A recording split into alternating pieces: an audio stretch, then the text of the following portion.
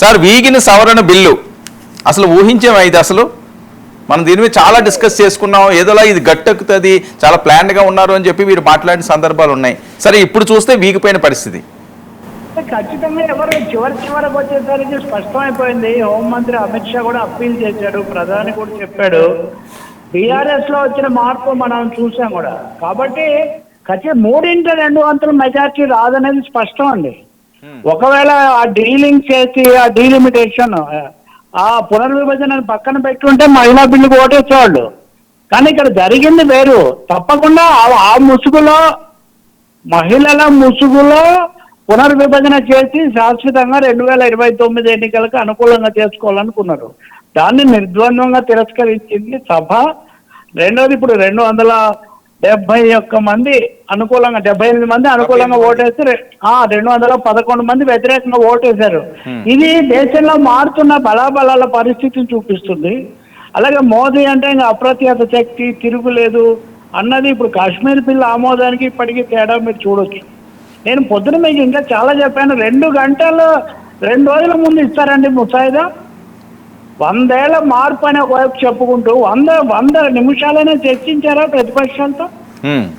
3/2 majority కావాలి, కానీ ఏకపక్షంగా తాము కోరుకున్నట్టుగా జనాభా లెక్కలు అక్కర్లేదు, అలాగే రాజ్యాంగ నిబంధనలు అక్కర్లేదు. అందుకనే ఇది వీగిపోవడం అన్నది చాలా స్వాగతించదగింది. ఖచ్చితంగా ఇంకో మాట, మహిళలకు 3వ వంతు కలపాలంటే ఇప్పుడున్న స్థానాల్లోనే చేయొచ్చు కదా, దాన్ని ఎవరు వ్యతిరేకించలేదే. కాబట్టి తప్పకుండా మోదీ ప్రభుత్వం యొక్క, నేను అప్పుడే కపట నాటకం అన్నాను, అందుకే ఈ కపట నాటకం వీగిపోవడం అన్నది చాలా స్వాగతించదగింది. ఇది దేశంలో ఒక విధంగా పెద్ద రాజకీయమైన ఎదురుదెబ్బ. ఇంకొకటి, శాసనసభ ఎన్నికలు జరుగుతున్నప్పుడు వీటి ద్వారా ప్రయోజనం పొందాలని వాళ్ళు అనుకున్నారు, కానీ అది ఎదురుదెబ్బగా పరిణమించింది. సో అందుకనే ఇప్పుడు మంత్రులు కూడా ప్రతిపక్షం వర్మ చేసింది అది ఇది అన్నారు. ఇంకో మాట ముఖ్యమైనది, వర్మ ఇందాక ఎవరో మాట్లాడుతుంటే విన్నాను, లేదా కాంగ్రెస్ కాంగ్రెస్ కాంగ్రెస్, దేశం అంటే కాంగ్రెస్ బీజేపీయే కాదు, చాలా పార్టీలు ఉన్నాయి, అన్ని కలిసి ఎగిరిపోవడం వల్ల జరిగింది. అవి ప్రధాన పార్టీలు అయితే అయిండొచ్చు, కానీ ఎంతసేపటికి కాంగ్రెస్ నెహ్రూ ఆ భజనతో సమస్యలు పక్కతో. అంటే రవి గారు ఇక్కడ ఒక విషయం అండి, అసలు ఏ ఉద్దేశంతో ఇది ప్రవేశపెట్టినట్టు ఇలా వీగిపోద్దని చెప్పి అసలు అంచనా వేయలేదా వీళ్ళు? అంత అంచనా వేయకుండా మోదీ గారు, అమిత్ షా గారు అడుగు ముందుకు వేస్తారా? అదే నేను చెప్తుంది. దేశ రాజకీయాల్లో గుణాత్మకమైన మార్పు సూచిస్తుంది. మోదీ ఏది ఆలోచిస్తే భారతదేశం అదే ఆలోచిస్తుంది, అందరు అటే వెళ్తారన్న పరిస్థితి గత ఎన్నికలప్పుడే మారింది. మెజారిటీ లేకుండా ఇతరుల మీద కొంత ఆధారపడుతున్నారు. అయినా కానీ నితీష్ కుమార్ను తప్పించడం ఇట్లాంటివి జరిగాయి. కానీ ఇంకా 1-2 సార్లు ఆలోచించుకొని తప్ప అడుగు వేయలేని ఒక పరిస్థితి. ఆయన ఏమనుకుంటే అదే అన్న పరిస్థితి ఇప్పుడు లేదు. ఇంకా మూడోది, పెద్ద పెద్ద మాటలు మాట్లాడి ప్రాథమికమైన సంప్రదింపులు కూడా జరపకుండా ఏకపక్షంగా వెళ్తాము అంటే మటుకు అది సాధ్యం కాదనే ఒక పెద్ద సంకేతంగా నిలబడుతుంది. ఇంకా చివరిది, వర్మ 2023లో చేసిన శాసనాన్ని నిన్న యాక్టివైజ్ చేశారు. అంటే ఇంతకాలం 3 ఏళ్ళు ఎవరు ఆపారు వాళ్ళను? కొన్ని ఇప్పుడు దాని ప్రకారం చేయమనండి, అందరు బలపరుస్తున్నారు కదా. బహుశా మరి అలాంటి ఆలోచన చేస్తారా, చేస్తే మద్దతు తీసుకుంటారా, అది మనం చూడాలి. అలా చేస్తే కొంత మహిళలకు అనుకూలంగా ఉన్నట్టు అర్థమవుతుంది. అది చేస్తే, అలా కాదు మాకు పునర్విభజన పేరుతో మాకు బలం ఉన్న స్థానాలు మా ఇష్టం వచ్చినట్టు పెంచుకుంటామంటే అది జరుగుతుందండి. సో తప్పకుండా దీని వెనక ఒక ఉద్దేశం, రాజకీయ ఉద్దేశం మంచిది కాదని అందరూ భావించబట్టే ఇలా జరిగింది. ఇది రాష్ట్రాల హక్కులకు సంబంధించి ముఖ్యమైన అంశం ఇది. కాబట్టి ఇది తప్పకుండా చాలా చరిత్రాత్మకమైన ఓటమి కింద భావించాలి. కొన్ని పశ్చిమ దేశాల్లో అయితే ఇలాంటప్పుడు వెంటనే రాజీనామా చేయాలి ఇలాంటి డిమాండ్లు కూడా వస్తుంటాయి. మన దేశంలో అది లేదు. కానీ ఓకే సార్, దీని ఎఫెక్ట్ దేశ రాజకీయాల్లో ఎలా ఉండే ఛాన్స్ ఉంటుంది? అంటే తక్షణము శాసనసభ ఎన్నికలు బెంగాల్, తమిళనాడు వాటి మీద జరుగుతుంది, వాటి మీద తప్పకుండా పడుతుంది. రెండోది, మనందరినీ దెబ్బతీశారు. మీరు చూస్తే తమిళనాడులో నిరసన చాలా ఎక్కువగా ఉంది. దక్షిణాదిని దెబ్బతీయడానికి ఇది వచ్చింది అనేది ముఖ్యమైన విషయం కదా, అక్కడ వాదనకు వచ్చింది. కావాలంటే చివరిలో హామీ రాసిస్తానన్నారు అమిత్ షా గారు.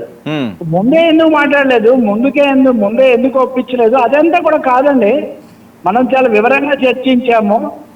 రాజ్యాంగము 81, 82 అధికరణలు పునర్విభజనకు జనాభాకు స్పష్టమైన కొలబద్దలు చెప్తున్నాయి.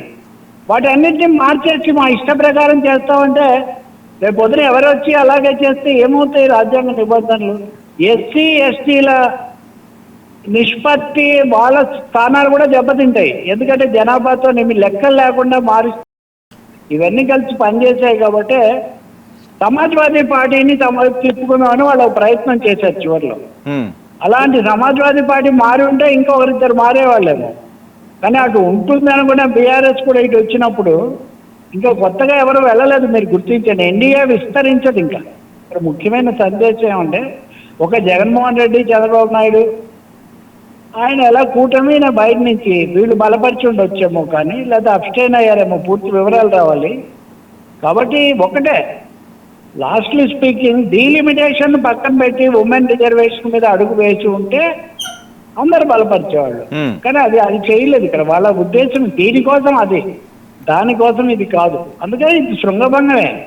ఖచ్చితంగా ఏ ప్రభుత్వం ఉన్నా, ఇప్పుడు మోదీ అనే కాదు, మీ ప్రభుత్వం ఉన్నా అంత ఘోరంగా ఓడిపోతే తప్పకుండా అది ఎదురు దెబ్బ కింద లెక్క. సార్ ఎన్నో దశాబ్దాల కళ తీసుకున్నారు మొదటి ఓటమి పొందాక. మీరు అది చూడండి.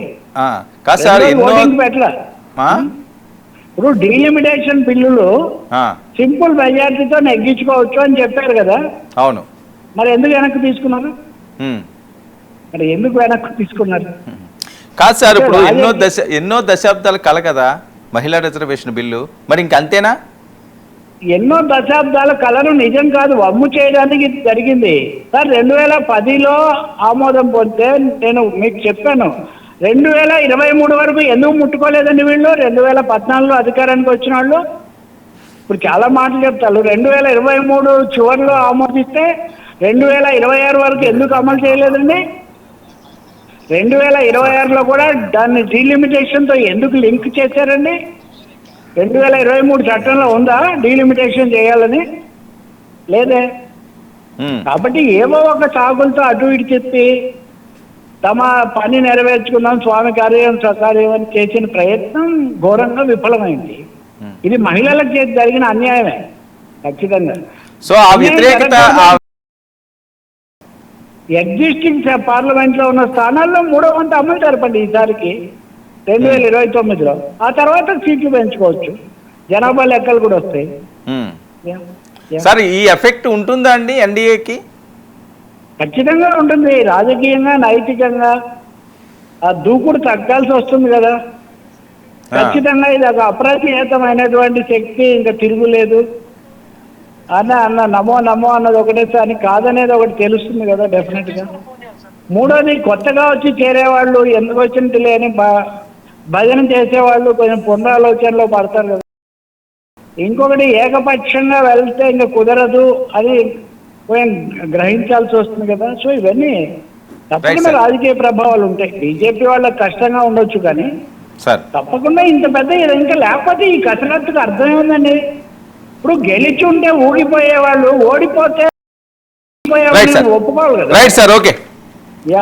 రైట్ సార్, రవి గారు, థ్యాంక్ యూ సో మచ్ అండి. ఇది ఒకసారిగా మనం ఇక్కడ చూస్తే వీగిని సవరణ బిల్లు 131వ రాజ్యాంగ సవరణపై మోదీ సర్కార్కు ఊహించని దెబ్బ తగిలింది. ఇక అనుకూలం 278 కాక వ్యతిరేకం 211. వీగిపోయిన బిల్లు, పోలైన ఓట్లు 489, ఆమోదానికి అవసరమైన ఓట్లు 326, అనుకూలంగా పడ్డ ఓట్లు 270 మాత్రమే. మహిళా బిల్ ఎన్నో దశాబ్దాలుగా కలలు కన్నా రైట్ సార్.